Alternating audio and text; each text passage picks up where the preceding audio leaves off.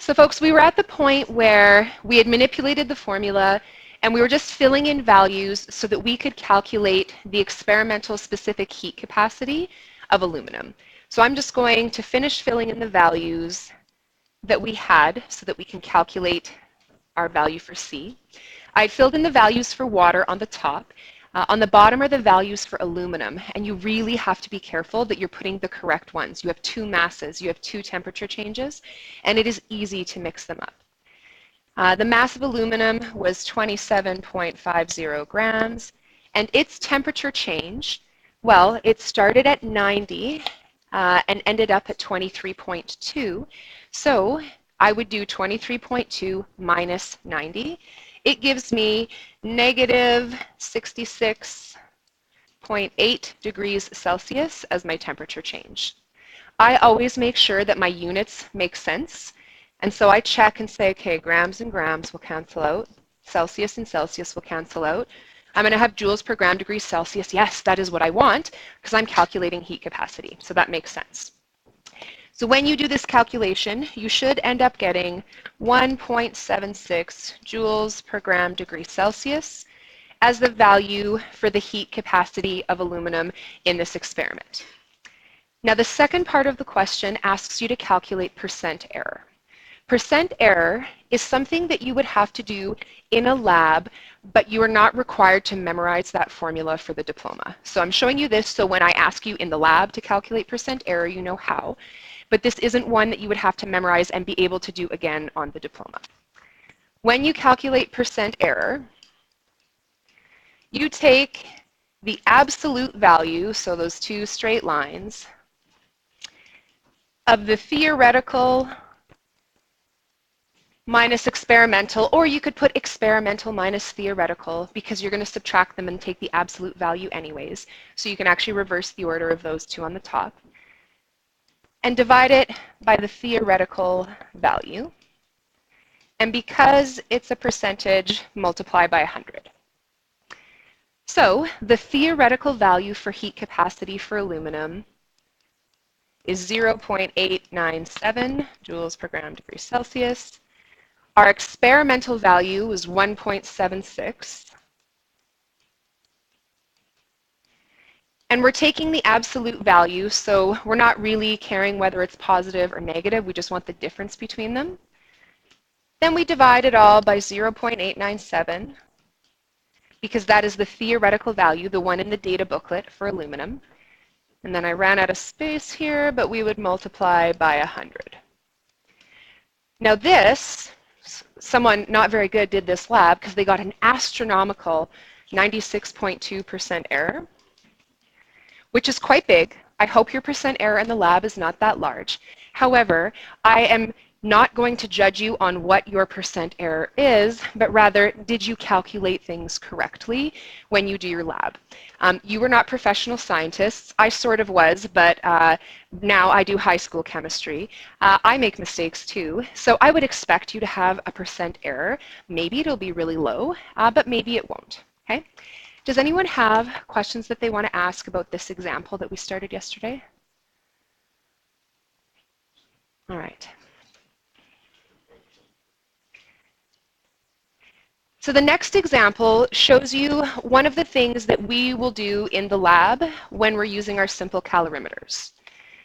We can determine the molar enthalpy of solution. Molar enthalpy of solution would be delta H with a little SOL as the subscript instead of an R or a C. Now in this example, we again have two things. We have water and something else. So keep track of which values go with water and which values go with the other substance. This time I'm going to use colors. I know some of you might be more visual than anything, and color coding might help you do this. You have a mass for sodium hydroxide.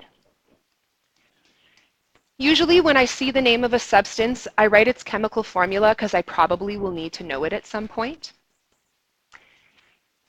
Then it tells me some information about water.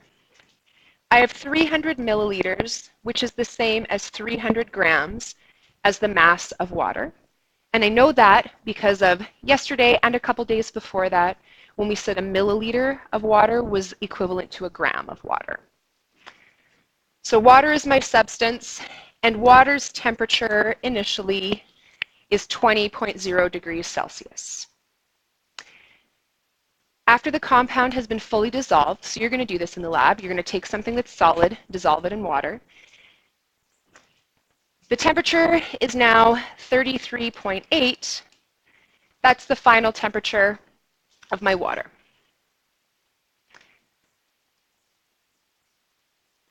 Now my job in this one is to calculate the molar enthalpy of solution. So same little symbol here. We're going to calculate it in kilojoules per mole, so we'll check that at the end, make sure we have the right unit, for sodium hydroxide. So anytime you do calorimetry, you start with the same guiding principle.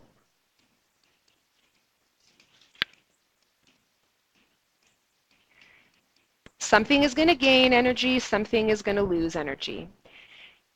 Whatever gains energy got it from the thing that lost energy, because we're assuming our calorimeter is an isolated system. Now, I have the habit of always putting water on the left so that I know that's where it goes. If you don't want to, you don't have to. You can put water on the right, but that's what I do. If I consider water and what happened with water, I know the mass of water, I know its final and initial temperature, and I could look up in my data booklet the value for its heat capacity. So I know M, I know C, I know delta T. The way I'm going to calculate energy for water is MC delta T. Now, for the sodium hydroxide, I can't do the same thing. I know its mass, but I do not know its initial temperature. I also, if I looked in the data booklet, do not know its heat capacity. So MC delta T is one way to calculate energy, but delta H is the other. They're all measured in the same units, so I could use either the Q formula or the H formula to calculate energy. In this case, I'm going to use the H formula. Delta H is equal to the number of moles, N, times the molar enthalpy. Because there's already a negative in my calorimetry setup, I added the negative here.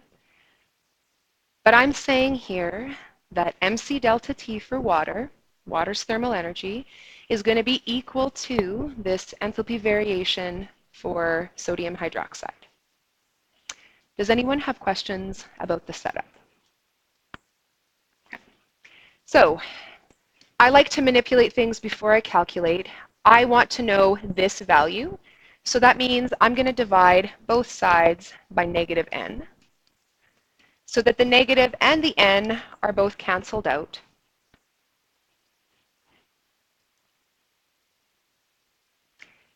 Now, MC delta T was for water, but that little n, that was supposed to be for sodium hydroxide. Do I know how many moles of sodium hydroxide I have? Not yet, but I will. To figure out moles, we saw the other day that we could take this formula that you started using in Science 10 and used again in Chem 20 and that we're going to use again now and figure out the number of moles.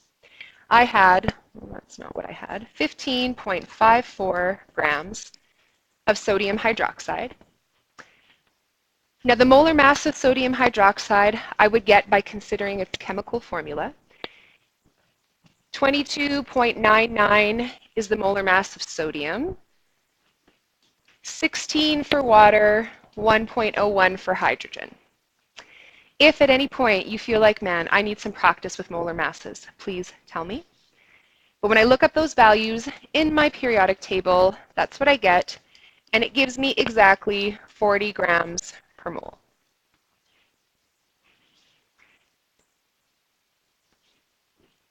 Now that tells me that my number of moles is 0.3885 moles.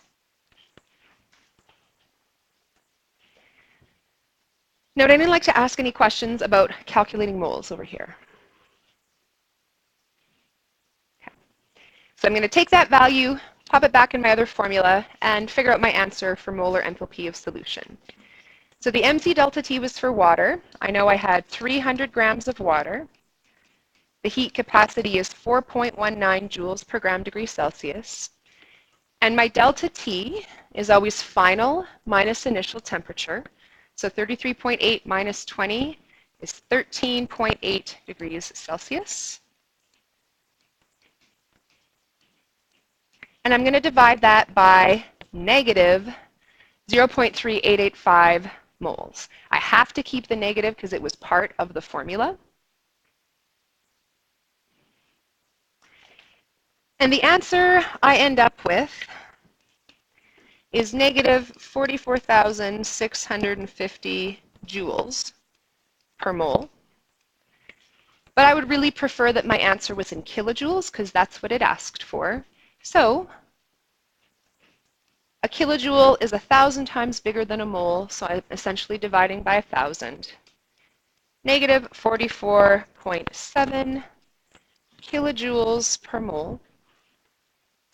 I rounded it to 3 digits because my temperature and my volume both had 3 digits in them. I check. This is the right unit for my answer. I have the right number of digits. That is my final answer.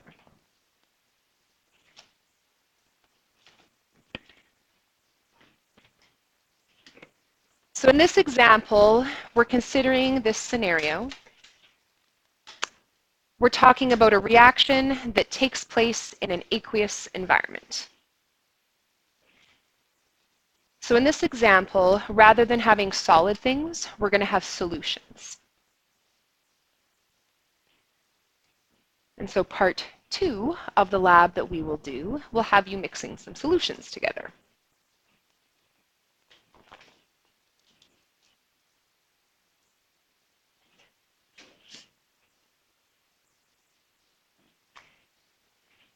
So I'm going to look at my problem and identify all the stuff that I know. I have 50 milliliters of 0.300 mole per liter CuSO4. Those values all go with copper sulfate. Now the 50 milliliters, hopefully you recognize it's a volume. And we said previously that if you have a solution, we're going to assume that its properties are the same as water.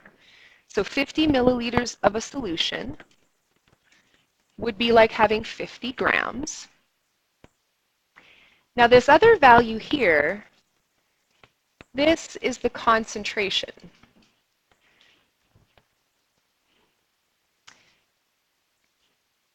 Then we're mixing that solution that we have with another 50 milliliters of sodium hydroxide this time. Since it also is a solution, and we're assuming solutions have the same properties as water, I know that that means I have another 50 grams of liquid there.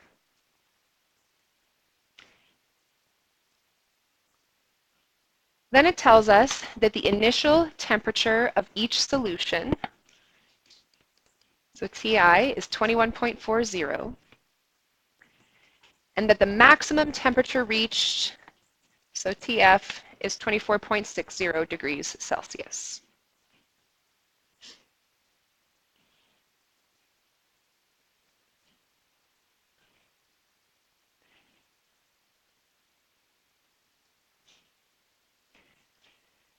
Now the first part of the question tells us what to calculate. It says calculate the molar enthalpy of reaction. So delta RH, instead of SOL, I put an R here because we're not dissolving something, it's just reaction.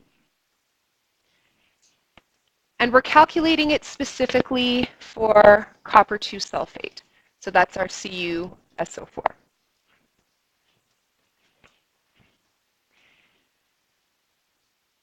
So when we set this one up, we always start the same way. We always start by saying the energy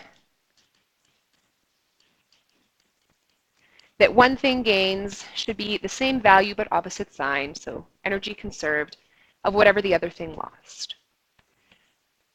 I usually put water on the left, so I'm going to continue to do that. And on the other side, since the question is specifically asking me about copper 2 sulfate, it's going to be the other side. So hopefully you're seeing a trend. Water is always on one side, and the substance that we're asking you something about is on the other side. Now for water, I will typically use MC delta T to calculate its energy change. So you have to ask yourself, okay, honestly, how much water do I have? Well, I had 50 grams here and 50 grams here of a solution that I assumed has the same properties as water. So in total, how much water did I have? Well, both of those put together. Okay, so when you have solutions, you have to consider the volume of both solutions because that is how much water you end up having. So when I fill in the value of M for water, it's going to be 100 grams. The value of C for water, same as it always is, 4.19 joules per gram degree Celsius. Delta T, same way we've calculated it before, final minus initial temperature. When we subtract those two, we get 3.2 degrees Celsius. Now those are the values that I would use for water. On the other side, I'm considering molar enthalpy. So because I want molar enthalpy, I don't want to use MC delta T. I want to use my delta H formula. So that's what goes on the other side. Now the value of N has to be for the substance that I'm calculating molar enthalpy for. So it specifically has to be for copper 2 sulfate. Now you don't know how many moles there are yet, but we can figure it out. The way we're going to figure this out, because it's a solution, is different. We cannot take this mass and assume that that is the mass of substance I have. That's how much solution I have. That's different. When I'm finding the number of moles from a solution, I'm going to use this formula. The number of moles is equal to the concentration times the volume. There's another formula that you've used before, I'm sure, that will show up once in a while when we're talking about solutions. Luckily, I have the concentration. The concentration of copper 2 sulfate was 0.300 moles per liter. And its volume, so the volume just of that solution, was 50 milliliters. Now, I have liters and I have milliliters, which are not the same. I have the habit, whenever I'm doing calculations with concentration, to always put things in liters so that I don't mess it up later on. So 50 milliliters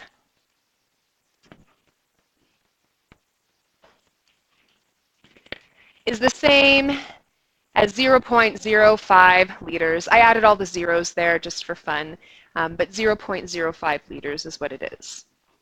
That tells me that I have 0.015 moles. Now, you could do this calculation separately on the side. Some of you might prefer to just do all of your calculating at once. So perhaps you did it on the side. When I do calculations like this, I usually calculate it as I'm doing the rest of the calculation. So you could very well just calculate it right here.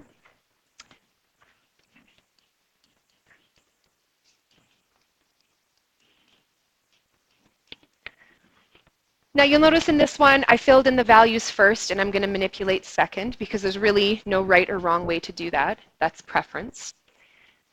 Because I want delta RH all by itself, I'm going to divide both sides by negative 0.015 moles.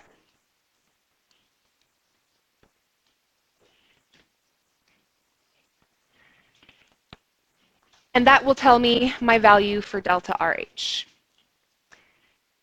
Now when you do this, your answer will be in joules, and you will get negative 89,386 joules per mole. But since it asked, where did I, sorry? Oh, sorry. So that's my answer in joules. In the question, it didn't actually say if we had to have kilojoules or megajoules or whatever. So you could change the unit however you prefer. We probably have too many digits here. So I typically put my answers in kilojoules per mole as long as it works. This would be the same as 89.4 kilojoules per mole. So if you are doing this along with me in your calculator and that is what you got, then you have done all of the calculating correctly.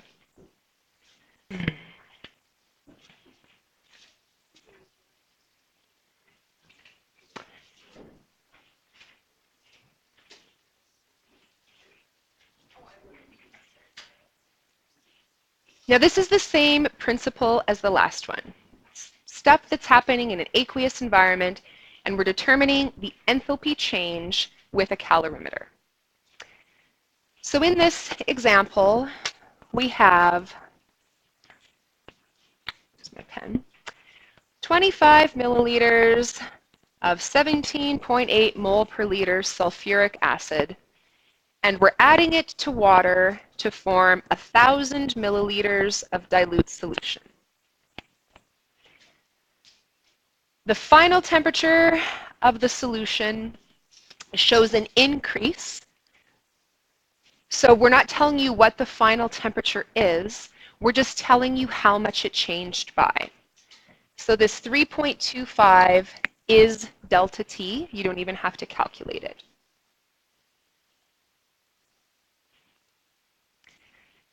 And the question is asking you to calculate the molar enthalpy of dilution.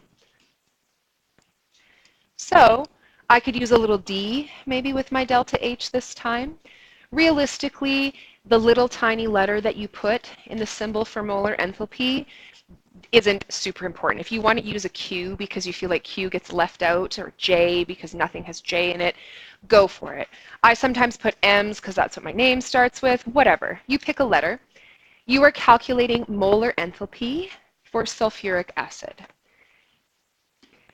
So we start this the same way we start any calorimetry question, by assuming that energy has been conserved. I always put water on the left side, and the other thing I'm looking for on the right. Since in this question I'm looking for an enthalpy, I put the enthalpy formula on the right. Now when I consider how much water I had 1,000 milliliters of dilute solution. Dilute solutions have the same properties as water, so even though some of that isn't actually water, I'm assuming that all of it has the properties of water. So I put 1,000 grams for water, 4.19 joules per gram degree Celsius as the value for C, and 3.25 degrees Celsius as my delta T. Now in terms of the number of moles, I'm going to show you in this one what I typically do. I just calculate the number of moles as I'm doing the rest of the question. To calculate moles, I'm going to use the same formula we just used, the formula with concentration. So I'm going to take the concentration times the volume for my acid. So 17.8 moles per liter times the volume of acid that I had, and I'm going to put it in liters so that I have the same unit there. Now you could do that calculation separately if you wanted to, or right along with everything. And the only thing that's left is my molar enthalpy of dilution. So to get that by itself, I divide both sides by this value.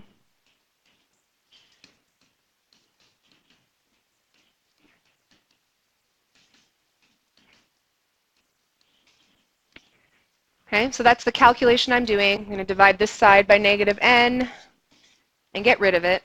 So the calculation I end up doing is 1,000 times 4.19 times 3.25 divided by negative 17.8 times 0.025. That is how I end up with negative 30.6 kilojoules per mole. Now your answer before getting kilojoules would have been in joules because there was no kilo anywhere.